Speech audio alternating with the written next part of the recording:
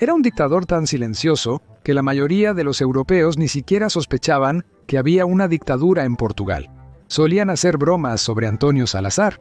Después de todo, este estadista no era ni militar, ni líder de un movimiento masivo, ni revolucionario. Eso no le impidió tener una policía secreta que perseguía a los opositores del régimen, establecer un autoritarismo y obtener poderes ilimitados. Sin embargo, a diferencia de los estados modernos con dictaduras, en Portugal no había pena de muerte ni represiones masivas. En total, durante el gobierno de Salazar, fueron arrestadas alrededor de 15.000 personas. Fue el jefe de Estado más longevo de Europa durante 40 años. Además, durante la Segunda Guerra Mundial, logró obtener oro del Tercer Reich y apoyo de los Estados Unidos y Gran Bretaña al mismo tiempo. ¿Cómo logró todo esto? ¿Por qué lo llamaban un dictador que se negaba a morir? Averigüémoslo. Proveniente de una familia campesina, Salazar heredó una firme rectitud y un conservadurismo no menos obstinado. Además, en 1898 terminó el seminario católico que reforzó sus puntos de vista. Inicialmente, planeaba convertirse en sacerdote, pero en lugar de eso, ingresó a la Universidad de Coimbra. Luego se quedó allí para enseñar economía, y pronto obtuvo una cátedra y defendió su doctorado. ¿Qué podría hacer un académico de gabinete tan discreto y burócrata en Portugal en ese momento? Después de todo, había estado temblando durante 1920 años. La joven e inestable república se enfrentó a las consecuencias económicas de la devastadora Primera Guerra Mundial, en la que logró participar del lado de la Entente. La inflación alcanzó el 10% al año. La deuda externa con Gran Bretaña consumía el 40% del presupuesto. Los generales también querían comer. Para 1930, un tercio del presupuesto se destinaba al ejército. Los escasos fondos restantes se gastaban en toda la economía, transporte, desarrollo de colonias y gastos sociales. La población estaba enojada, el parlamento no podía manejar los problemas y los economistas rompían sus cabezas inútilmente sobre cómo salir del hoyo. Había que salvar la situación de alguna manera. Fue en este momento cuando el militar Antonio Carmona, que había llegado al poder, invitó a Salazar a unirse al gobierno como ministro de Finanzas. Durante 4 años, Salazar llevó a cabo su dura política económica, convirtiéndose de facto en el líder en la sombra del país. Salazar redujo drásticamente el gasto social y los sueldos de funcionarios, médicos y docentes. El salario de los portugueses no aumentó durante casi 30 años después de estas reformas. Además, se implementó la política jesuita de importación de sustitutos. En las colonias, especialmente en las africanas, comenzaron a cultivar masivamente cultivos técnicos y de exportación como algodón, café, cacao y otros. Y para estimularlo, se introdujo el trabajo forzado para los hombres africanos de 18 a 55 años. Es decir, bajo el principio de trabaja negro mientras el sol aún está alto. En las colonias portuguesas en los años 30, los esclavos de piel negra trabajaban de forma gratuita y forzada para la vieja Europa. Finalmente, alguien sugirió a Antonio modernizar la flota. Este programa tomó 20 años y terminó en los años 1950. Después de todo, los portugueses, una nación de marineros, llevaban la mayor parte de los recursos coloniales a la metrópoli en barcos ingleses.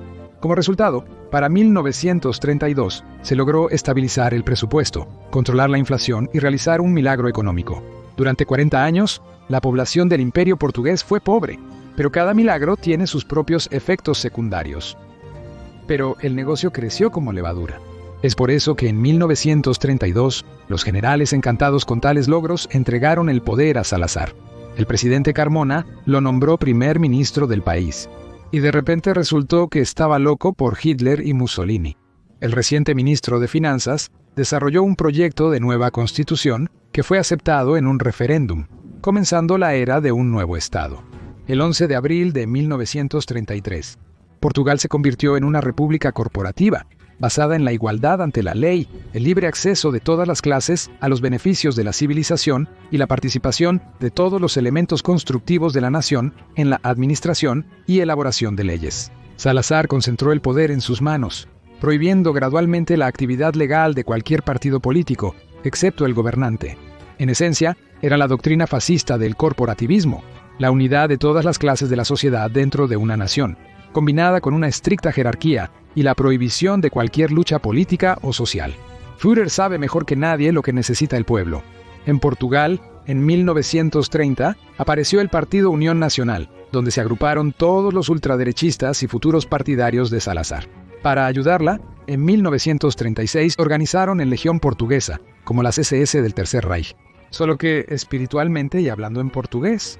Actuando de acuerdo con su visión de cómo debería ser el Estado, espiritualmente, con un apoyo en los valores tradicionales, el dictador comenzó a perseguir a los disidentes. La policía secreta ejecutó su orden.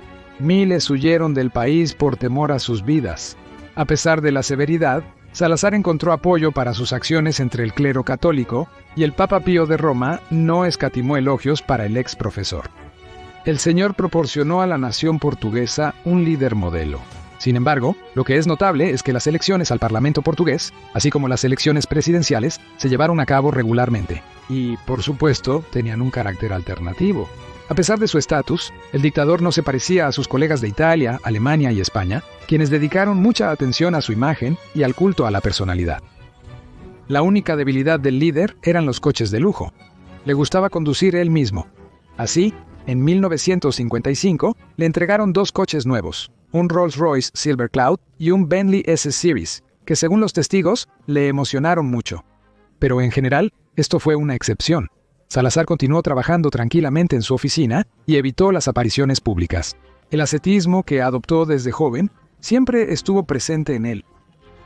Durante la Guerra Civil en España, Salazar apoyó al dictador español Franco, enviando a varios miles de voluntarios y también abriendo los puertos portugueses para los barcos alemanes e italianos con cargamentos para los rebeldes. Por esto, recibió los aviones más modernos Junkers como regalo de Adolf Hitler. Es curioso que Salazar y Hitler, a pesar de la cercanía del Tercer Reich, nunca se reunieron en persona. La ayuda portuguesa al dictador español fue especialmente valiosa en la primera etapa de la guerra, hasta que Franco pudo apoyar efectivamente a sus soldados y su tecnología con sus aliados del Tercer Reich y la Italia fascista. Solo que literalmente unos años después, el desafortunado dictador Franco y su entorno estaban planeando seriamente la toma de Portugal. Según sus planes, una breve guerra victoriosa con Portugal habría distraído a los españoles de los problemas recurrentes de la pobreza extrema y el hambre. Así que desde 1939, Salazar estaba muy preocupado por no ser arrastrado a la Segunda Guerra Mundial y, por otro lado, por no ser atacado. La única forma de lograr esto es mantener una estricta neutralidad. No obstante, los primeros años de la Guerra Mundial evidenciaron que el Reich y sus aliados no respetarían la neutralidad de los países débiles. Tomaron control de los Países Bajos, Noruega, Dinamarca y Alemania, incluso consideró apoderarse de Suiza. El Tercer Reich dio la pista. Antonio, el embajador de Alemania, insinuó abiertamente que las entregas contemporáneas de tungsteno son la forma más segura de mantener la neutralidad. En 1939, Portugal produjo aproximadamente 3.000 toneladas de mineral de tungsteno de las 36.000 toneladas mundiales. Pero durante la guerra, la producción aumentó entre 1940 y 1944. Portugal obtuvo 22.000 toneladas. Según el acuerdo que se firmó con el Reich en 1942, podían comprar 2.800 toneladas de mineral cada año. El wolframio, un material estratégicamente crucial para la maquinaria bélica del Reich, fue un regalo sorprendentemente generoso de Portugal, considerando el bloqueo marítimo de Alemania.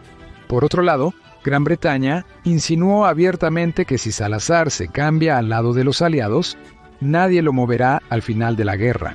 Hasta 1943, mientras el Reich avanzaba en todos los frentes, Antonio no prestaba atención a las propuestas de los aliados. Los alemanes retrocedieron en Stalingrado y en el arco de Kursk. Salazar rápidamente llevó a cabo exitosas negociaciones con los Estados Unidos y Gran Bretaña para proporcionarles bases militares y aéreas en las Islas Azores. A pesar de las demandas de Estados Unidos y los soviéticos, Salazar ignoró las peticiones de detener el suministro de tungsteno al Reich, ya que recibía oro a cambio. Los suministros portugueses permitieron al Reich continuar un par de años más. Y gracias al oro nazi, el régimen fascista de Salazar sobrevivió a las convulsiones económicas y financieras de la posguerra. Y aunque parte del oro era de origen judío, los Estados Unidos no insistieron en su devolución a los países saqueados. Al final, la base militar en las Azores era más crucial. Además, el extraño Wolfram se vendía tanto al Tercer Reich como a la coalición anti-Hitler. Sin embargo, no solo esto ayudó al país a enriquecerse. Según los recuerdos de los contemporáneos, Portugal se convirtió en un gigantesco mercado negro para los viajeros de los países en guerra durante esos años. Este estado parecía un magnífico oasis de paz y prosperidad. Un inglés describió el país. Aquí había electricidad, la comida no se distribuía por tarjetas, las tiendas estaban llenas de alimentos y artículos de lujo para quienes tenían dinero. Tras la guerra, el conservador occidental Salazar parecía anticuado para muchos. Sinceramente no comprendía por qué el país necesitaba esas cosas extrañas en boga. Elecciones libres, educación obligatoria, sistema de salud y multipartidismo. Su posición era dura en relación con las colonias portuguesas. Para 1961, Portugal tenía 8 territorios dependientes en Asia y África, a los que se negaba rotundamente a conceder la independencia. Ni siquiera la presión de la comunidad internacional ayudó. Durante sus 36 años de gobierno, Sam Salazar nunca visitó personalmente las colonias portuguesas, negando su existencia por completo. Según él, solo se trataba de territorios de ultramar. Como resultado, comenzaron las rebeliones allí, gastando cerca de 1/3 del presupuesto del país. Los territorios dependientes se desarrollaron de manera extensiva. Incluso teniendo el rico petróleo de Angola, el gobierno de Portugal aún importaba crudo debido a la frontera. En 1961, cuando las fuerzas indias invadieron Goa, que pertenecía a Portugal, Salazar llamó a la guarnición para resistir firmemente. Ningún barco debe rendirse. Nuestros soldados y marineros deben luchar o morir. Sin embargo, los territorios indios fueron perdidos. El país por el que Salazar trabajó durante décadas se está desmoronando. La crisis en las colonias inevitablemente llevó a una crisis en la metrópoli. La población se empobreció aún más, y los jóvenes se escondían del reclutamiento al ejército, sin querer morir en las guerras coloniales. Cada vez más jóvenes preferían no luchar por el mundo portugués en la lejana África, sino abandonar el país en busca de una vida mejor. A pesar de las malas tasas de crecimiento económico de alrededor del 5% al año, en la década de 1960, Portugal seguía siendo el país más pobre de Europa Occidental. La inestabilidad ideológica del nuevo Estado se había vuelto evidente para entonces. El mundo observaba los vuelos espaciales y escuchaba rock, y las autoridades portuguesas solo ofrecían a sus ciudadanos una religiosidad forzada y el servicio militar en las colonias. De hecho, el régimen se basaba en la autoridad personal del inmutable primer ministro, a quien muchos portugueses todavía respetaban sinceramente. Eventualmente, todo lo terrenal se volvió efímero. La salud del dictador empeoró. En septiembre de 1968, tras una desafortunada caída de una silla, sufrió un derrame cerebral. Los médicos salvaron la vida del líder, pero su carrera política terminó. Pero eso no es lo sorprendente. Lo sorprendente es que el propio Salazar ni siquiera sospechaba esto. Estando en la sala del hospital, esperaba regresar pronto al puesto de primer ministro y continuar con los asuntos del Estado. De hecho, los miembros del gobierno lo visitaban en el hospital, le informaban sobre su trabajo e incluso le llevaban la prensa del día. Sin embargo, los periódicos se imprimían en una sola copia, especialmente para Salazar.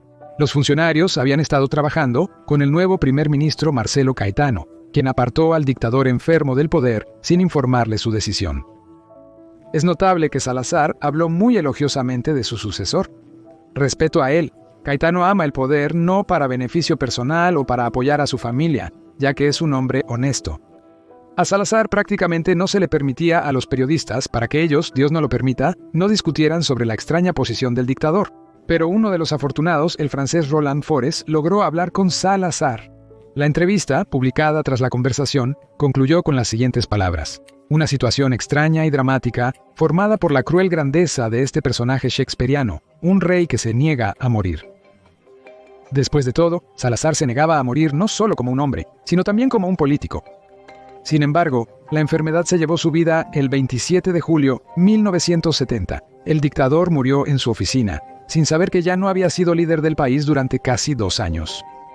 Al día siguiente, los periódicos publicaron obituarios patéticos. El profesor Antonio de Oliveira Salazar ha muerto. Un gran portugués y destacado servidor público que entrará en la gloriosa historia del siglo XX del país como uno de los servidores más brillantes y efectivos de la nación. Como es habitual, un régimen político creado y adaptado a una sola persona no suele perdurar mucho tiempo. Portugal no fue la excepción. Apenas 4 años tras el fallecimiento de Salazar, su obra cayó en el olvido. Como resultado de la revolución, la vida social renació en el país, la República Democrática pudo resolver los problemas acumulados durante la dictadura del profesor, y terminaron las persecuciones de los disidentes. En 1986, Portugal ingresó a la Unión Europea y en 2007, en el show nacional Grandes Portugueses, Salazar ocupó el primer lugar con una gran ventaja sobre los otros 9 finalistas, obteniendo el 41% de los votos. Al parecer, la vida en la Unión Europea no fue tan idílica para los portugueses, y empezaron a añorar a su exdictador. ¿Quién fue Salazar para Portugal? Incluso los propios portugueses no pueden dar una respuesta definitiva a esta pregunta. Algunos critican su era, llamándola fascista, mientras que otros, por el contrario, consideran a Salazar el más grande actor en la historia reciente de Portugal. ¿Qué opinas? Comenta, califica los episodios y nos vemos en los siguientes en nuestro canal.